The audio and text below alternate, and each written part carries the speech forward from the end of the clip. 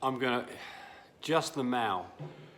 Looking at that dog, we talk about Mando. Mando is a full fluffy merle of ours, a really beautiful small little dog. Looking at that dog, I know they all brought the fluffy gene into the Frenchies along with the merle. That dog is part Australian Shepherd, and it is only at best a second generation Frenchie. You're talking rubbish, you don't know what you're talking about. I do know the pedigree on this dog. That dog came originally from Annette Woods in Durant, Oklahoma, who's had fluffies for a long time. This dog has got a huge pedigree behind him, of which a lot of them are fluffies. So here we go again. Somebody's saying things that it really, you know, I'm going to leave it up there so other people look at. But you made a comment before that I commented about Boublier being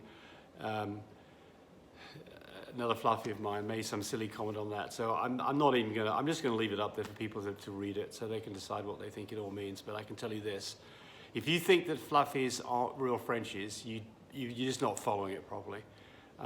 Anyway, Borough Bullies, awesome content as always. Question for you guys, when you're looking to buy a stud or a female, what health test do you ask for, and is it wise to insist on OFA testing? So OFA is typically done with bigger dogs like German Shepherds and Labradors. We don't do OFA testing, and I can tell you that majority of breeders will not do OFA testing. So do an OFA test requires that you take bilateral x-ray, take x-rays, you send them off to somebody who can then certify this dog has good hips. It's again, I mean, somebody's got an OFA test, it can't do any harm, but I would do this. Any Frenchie that you're going to buy, take a look at it and see how that Frenchie's walking around. Get a video of that dog walking away from you. If he's got nice straight legs in the front of the back, it's fine.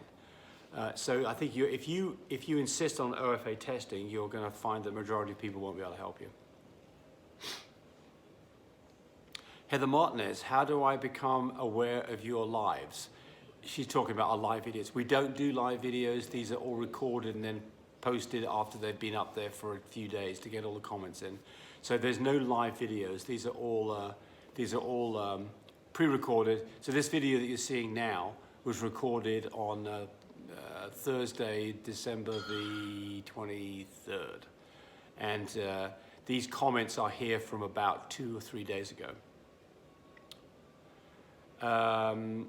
Heather also asked, where do you purchase your semen extender? From My Breeder Supply. The stuff we use is called Canoplus LT. It's great stuff. We've been using that since it was a previous product. It was called Android Pro was originally the company. Got bought out by, I forget who it's bought out by. But anyway, that product's been on the market for a long time. I think it's the best extender out there. And I've done extensive tests on a lot of extenders side by side. And I can tell you that I really like this stuff. It's not cheap. It's like, I think it's coming close to $50 a bottle. For a 20 cc bottle, for a French Bulldog, we'll do about 4 shipments, but it is absolutely the best stuff out there. Hawk51 says, thank you for answering our questions. You guys are awesome. You're welcome. Zachary Eagleton, thank you, James, for answering my questions. DNA is pending. In ball pythons, pied carriers can have random white spots. They're called ringers. So I was wondering if this is similar. Well, and keep Tammy in the videos. Yeah, well, so I don't know anything about ball python, so I can't answer that. But I can tell you in Frenchies or dogs, the pied gene, you have to have 2 copies for it to be expressed, meaning that it shows up, meaning it's its phenotype. If it only has a single copy, it does still express itself to a degree. Typically in a dog that has a single copy of pied, you will see maybe some white on its chest or some white on its nose, maybe some white on its feet. You'll see a little bit of white showing up. And that typically gives you an idea that there's a pied gene present.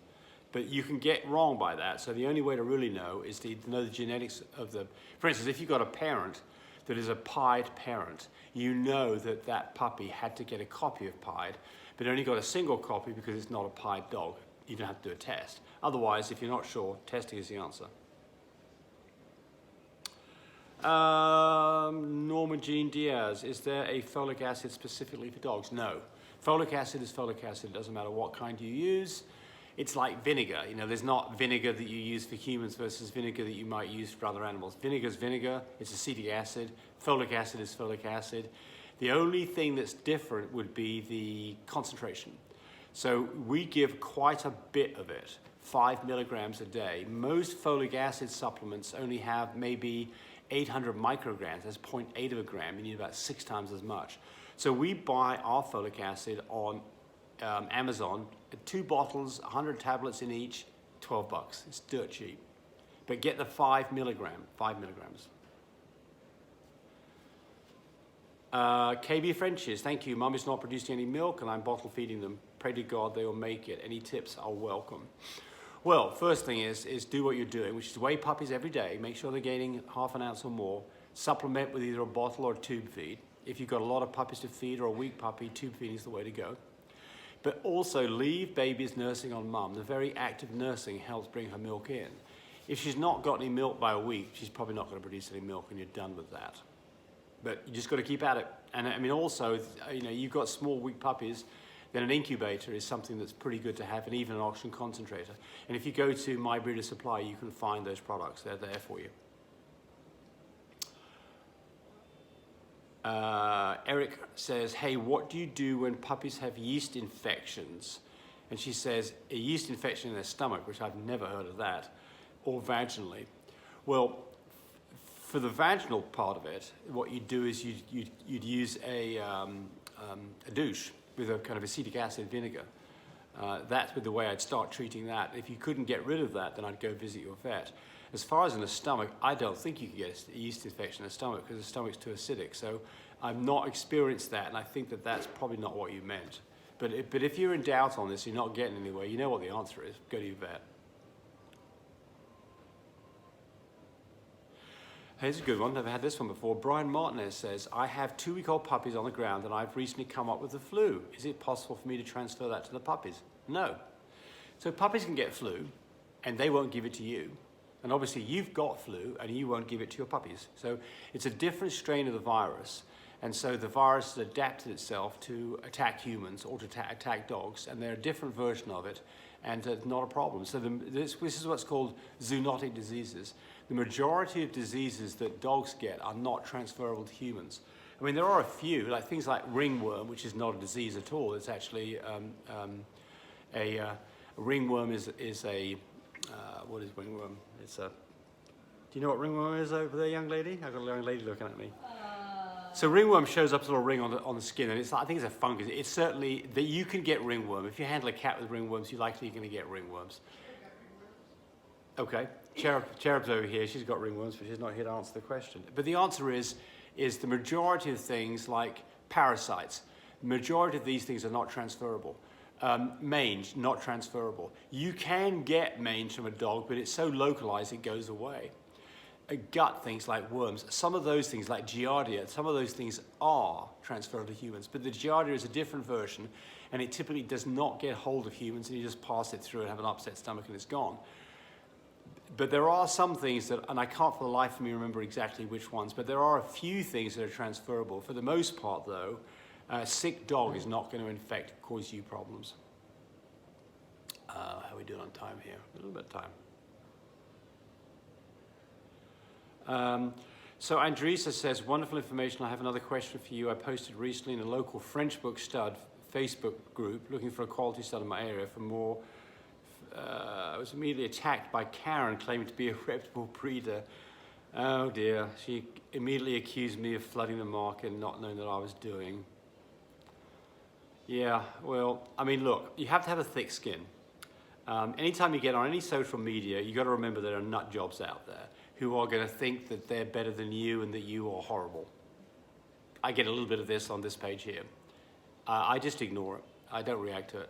If you react to it, you just stir up a bee's nest.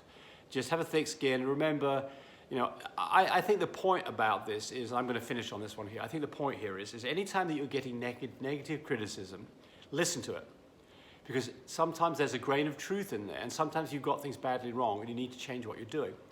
So just ask yourself, is there some merit to this? And then use constructive criticism in a positive way to be better at what you're doing. It may be that you got that criticism because you were asking a question or answering a question in a slightly brush way. You know, I'm sure I do some of this here. but the point here is that a lot of these things are not intentional, but they're just taken the wrong way. So, you know, I think the general rule of thumb is treat others the way you want to be treated. Be as nice as you can. If you've got criticisms, address it. If it's absolutely ridiculous criticisms, then I would just state that and then ignore it, and just don't take it to heart too much. Hey, everybody have a Merry Christmas. Bye, buddy. Thanks for watching the video. I really appreciate people who subscribe to me. It helps me, encourage me to do more of these videos. But do remember, disclaimer here, I am not a vet. I'm not a licensed medical professional. I'm purely a person who's been breeding dogs for the last couple of decades. Any information that you got from this video, use at your own risk. There's nothing implied here, and certainly this should not be used as a substitute for advice from your veterinarian or your medical professional.